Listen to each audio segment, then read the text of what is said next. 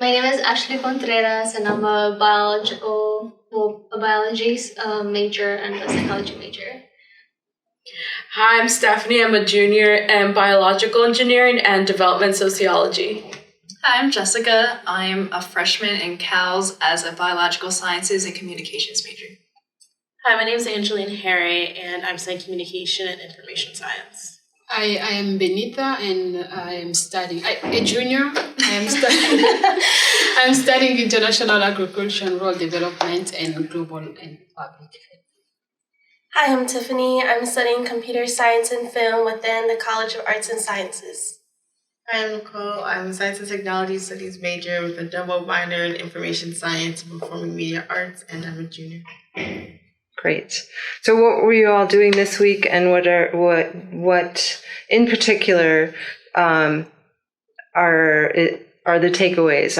What are you thinking about after all of the interviews, after all of the tours that we've had? And you can have a conversation. You don't have to do it. Well, as a group, we've been recording a tour about the Underground Railroad at Guilford College.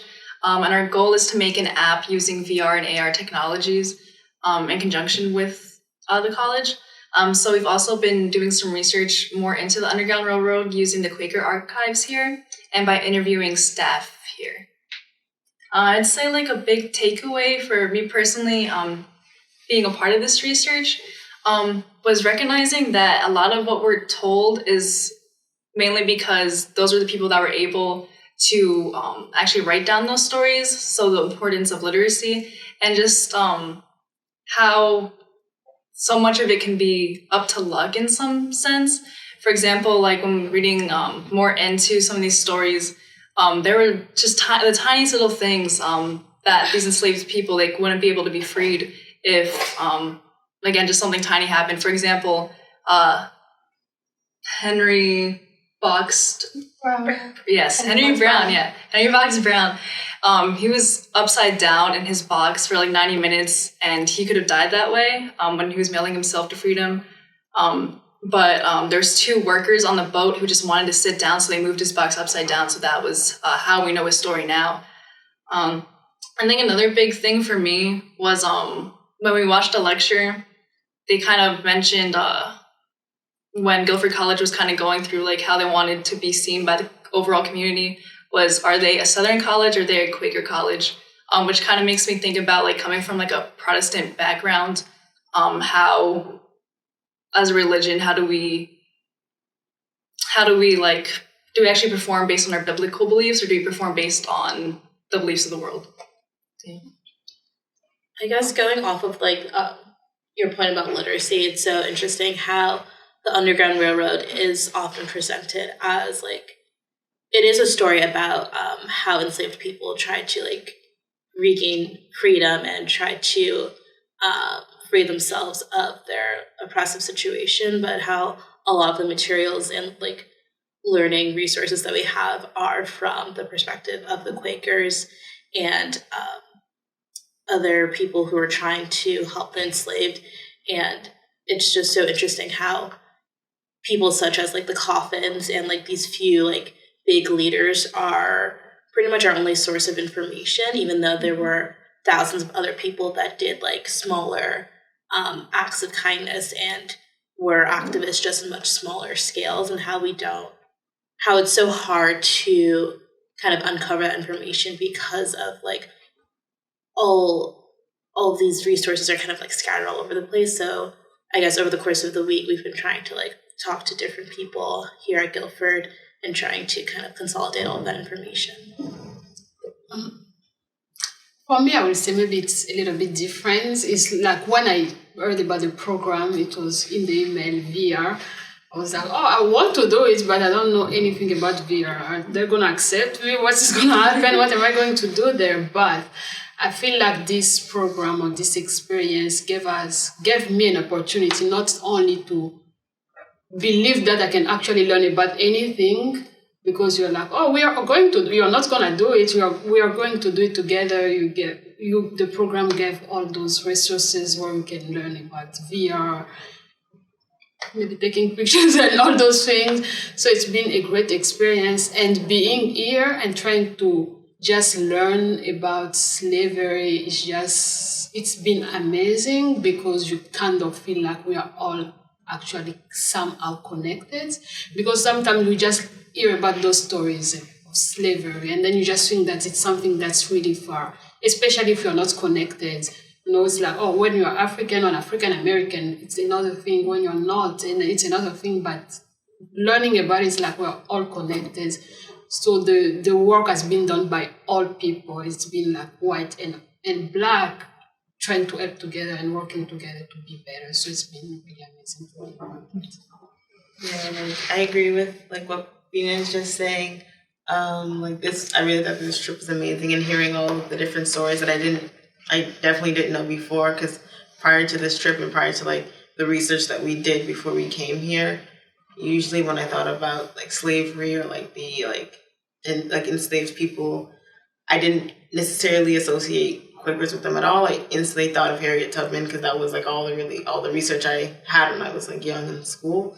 So now coming here and learning the history that we have and kind of unpacking the different situations and understanding that Quakers were involved, but we kind of discussed within some of the interviews and even as a team, yes, we had Quakers that were anti-slavery and they were involved, but that didn't necessarily mean that everyone was the same way. So having that history, and then also for me personally, it makes me curious about my family's history with slavery, because for example, I'm African American, but my parents, they originate from Jamaica and Haiti, so I'm now curious to trying to dig into our history a bit more and see if anything kind of correlates with what we talked about here, especially with when we found out that a lot of the enslaved people went to Haiti. So I'm curious, I wonder if, who knows, if some of my descendants were some of the enslaved people from here in Greensboro. I learned the importance of questioning because history especially tends to be biased, and in the way that it depends on who is portraying the history, the perspective from it. And so I think although this is more for history, I think that applies to any other field, the importance of questioning and always having an open mind to seek out the truth. And I think that leads to opportunities and discoveries of oneself and other possibilities. But I also learned the importance of teamwork and organization, because that's really critical when you only have 5 days to create this project. So you want to make sure you accomplish all your goals, and you want to definitely have an organized schedule with some flexibility that, oh, we can't do the meeting today, can we fit that in another space? Or if we encounter a different opportunity, can we fit that into our schedule, such as going to Caldwell Park. That wasn't originally in our schedule, but thankfully through our organization, we were able to fit that in, and that was great because we were able to get a film and go through the garden as well. And teamwork, I think, was really important because I felt overall our dynamics worked pretty well, and I think that can be seen through the low ropes course at YMCA. They noticed that we were flexible to change, and that we were open to hearing each other's ideas, which I think is really important, especially when you want to contribute and complete your project. I mean, my main takeaway was learning about the history more, because when I was in school, the history they tell us is really whitewashed, and just coming here and learning kind of how everything I learned might have not been the full story, and it kind of made me want to go seek more, see if it's true, seek more information. I'm trying to learn more about my own history as well, trying to see, because my history is not really taught as much as others' history, so kind of prompt me to want to learn more about my own history, and also about asking more questions and stuff. So just like everyone else, I learned a lot about history. I think coming into the project, Benita, I was really excited about AR and VR, which I thought I could combine my interest in computer science and film in. But like as spring break comes to a close, I realized that I learned so much more like about the history of the Underground Railroad, and like we combine like history and storytelling and like technology in like ways I never thought like could be possible. And not only that, but we have like the chance to be able to make an impact and share like the true narrative with what happened with other people. Like we're not giving a biased view of what happened, but we're trying to also give voices to those who haven't been heard in the past. So I think like overall, like I'm just really grateful that we had the opportunity to work on this project. Can I add something? So I remember the first time we were having lunch with Gwen, that's his name. He said that history is a mirror, and I've been reflecting on that because looking at the history and how enslaved people were running. Okay, there were like marginalized communities enslaved then, but even today there's still those communities trying to make it in this world where like just some other people just don't want them to be part of the community, and then just looking at that mirror and seeing like, okay, what am I doing now for those communities that I am seeing, or like what can I do? So it's good to talk about workers because they did good things, but it's like, okay, what about now? So we should do something totally different. We should be better in whatever we're doing with marginalized communities. I think that's a big takeaway as well, is the complexities that like about the Quakers' beliefs that I'd never like thought about before. For example, them putting the idea out that they're anti-slavery doesn't necessarily mean they're anti-racist, and these are concepts that I may have not like have considered before. So it was a pretty cool thing. Just like an extra like add-on for like the trip and the program overall. And I think I think everyone kind of mentioned this, but I really enjoyed that we got the opportunity not only to like come here to North Carolina and actually like walk through like the trail, but we also got to utilize, at least for me, equipment that I hadn't really used before, like the 360 camera, even just like the audio video recorder, just like kind of what Tiffany was saying, getting that chance to kind of incorporate our interest in like technology into history and storytelling in a way that personally I don't think I would have done before prior to joining this program and being on this trip.